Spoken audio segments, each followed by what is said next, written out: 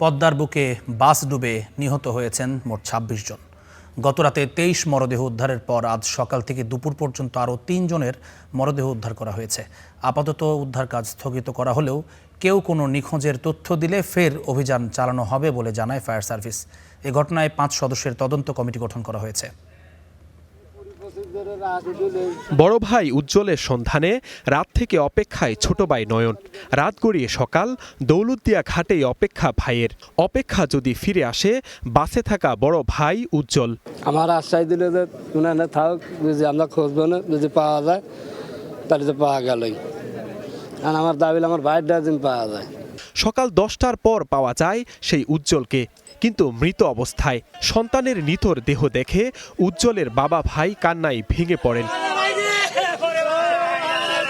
উজ্জ্বল ও তার পরিবারের মতো সলিল সমাধি হওয়া ২৬ জনের পরিবারের গল্পগুলো এক। স্বজনরা রাত থেকে ভোর নদীর পাড়ে কেউ করছেন অপেক্ষা, কেউ আবার হাসপাতালের মর্গের সামনে, কেউ মরদেহ নিয়ে বাড়ির পথে।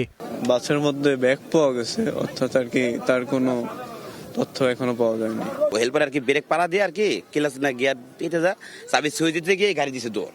সেই গাড়ি দৌড় তো মাত্রই গাড়ি আর কি ওরকম ভাবে আর কি ঢুকে গেছে নিচ ফেলে। বুধবার বিকেলে যান্ত্রিক ত্রুটির কারণে ঘাট থেকে পদ্মা নদীতে পড়ে যায় যাত্রী বোঝাই সৌহার্দ্য পরিবহন।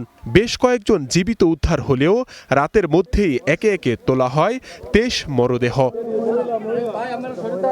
শেষ রাতে উদ্ধার তৎপরতা স্থগিতের পর বৃহস্পতিবার দ্বিতীয় দিনের মতো উদ্ধার কাজ শুরু হয় সকাল ৮টায়। ডুবুরিদের প্রাণান্তকর চেষ্টায় উদ্ধার হয় আরও ৩ মরদেহ। ২২ জন আমরা ফায়ার সার্ভিসে উদ্ধার করেছি। ২ জন মিসিং আছে বলে আমরা জানতে পেরেছি। আমাদের উদ্ধার অভিযান চলছে।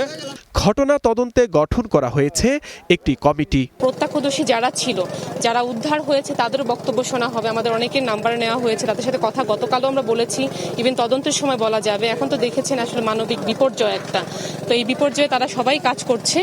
আর নৌ পরিবহন মন্ত্রণালয় থেকে একটা তদন্ত কমিটি গঠন করেছে। উদ্ধার কাজ চলতে থাকায় দিনভর দৌলতদিয়া ঘাটের ফেরি চলাচল ছিল সীমিত। ঘটনাস্থল দেখতে আশপাশ থেকে ভিড় করেন অসংখ্য উৎসুক মানুষ। এক হৃদয় বিদারক দুর্ঘটনা। ঈদের আনন্দ মুছে গিয়ে জায়গা নিয়েছে স্বজন হারানোর বেদনায়। ঠিক এই জায়গাটিতেই নিয়ন্ত্রণ হারিয়ে পদ্মা নদীতে পড়ে যায় সৌহার্দ্য বাস। প্রিয় মানুষটিকে খুঁজে পেতে অপেক্ষা করছেন স্বজনরা।